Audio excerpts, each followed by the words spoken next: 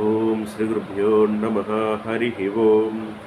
ఫలనం పతతం శబ్దం, ఫలనం పతతం శబ్దం అసుర రాక్షసభి, ఫలనం పతతం శబ్దం, ఫలనం పతతం శబ్దం, ఫలనం పతతం శబ్దం, ఫలనం పతతం శబ్దం, ఫలనం పతతం శబ్దం అసుర రాక్షసభి, ఫలనం పతతం శబ్దం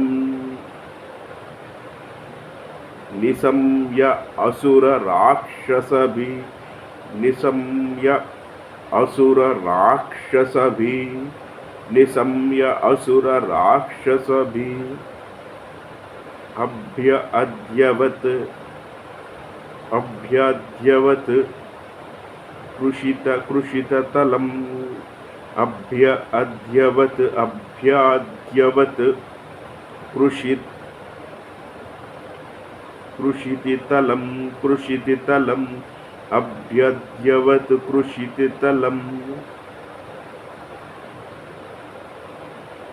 సనగం పరికంపయన్, సనగం పరికంపయన్, సనగం పరికంపయన్, సనగం పరికంపయన్, సనగం పరికంపయన్, సనగం పరికంపయన్.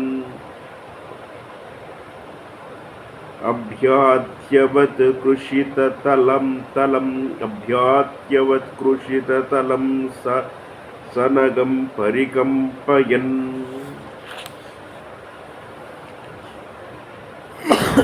దీని తాలూకు అర్థాన్ని మనం తెలుసుకుందాం.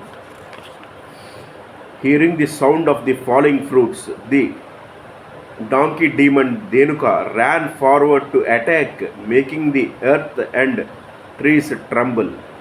అంటే అక్కడ ఈ ఫ్రూట్స్ పడడం వల్ల, అంటే ఫలం పతతం శబ్దం, ఫలం పతతం శబ్దం నిశమ్య, నిశమ్య నిశమ్య అంటే వినడం, నిశమ్య అసుర రాక్షసభి అంటే తను అసుర రాక్షసభి అంటే తన తాలూకా ఫ్రెండ్స్ అసుర రాక్షసభి. అభ్యద్యవత్, అభ్యద్యవత్ అంటే వాళ్ళందరూ కలిసి పరిగెట్టుకుంటూ, అభ్యద్యవత్ కృషితతలం అంటే on the surface of earth. సనగం పరికంపయన్, సనగం పరికంపయన్ అంటే ఎలాగైతే ఆ ట్రీస్ సౌండ్ చేసుకుంటూ, ఆ ట్రీస్ మీద నుంచి ఫ్రూట్స్ సౌండ్ చేసుకుంటూ ఎలాగైతే పడుతున్నాయో సేమ్ అలాగే వాళ్ళు కూడా సౌండ్ చేసుకుంటూ సనగం పరికంపయన్ సౌండ్ చేసుకుంటూ వచ్చారట. Hearing the sound of the falling fruits, the donkey demon Dhenuka ran forward to attack, making the earth and trees tremble. అంటే వాళ్ళు వెంటనే మా ప్లేస్కి ఎవరో వచ్చారు, ఫ్రూట్స్ని తీసుకోవడానికి ట్రై చేస్తున్నారు అని చెప్పి వెంటనే ఆ రాక్షసులందరూ కూడా మన బలరాముడి దగ్గరికి, కృష్ణుడి దగ్గరికి పరిగెట్టుకుంటూ వచ్చారు. ఇది చాంటో 10 చాప్టర్ 15 శ్లోక 29 అనమాట. శ్రీమద్ భాగవతం.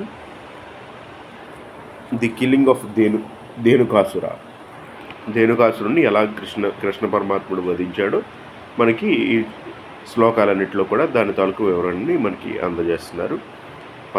పరీక్షణ్ మహారాజుకి వ్యాసపుత్రుడైన శుక మహర్షి తెలియజేసిన శ్రీమద్ భాగవతం ఇది. శ్రీకృష్ణ పరబ్రహ్మణే నమః. హరి ఓం తత్సత్.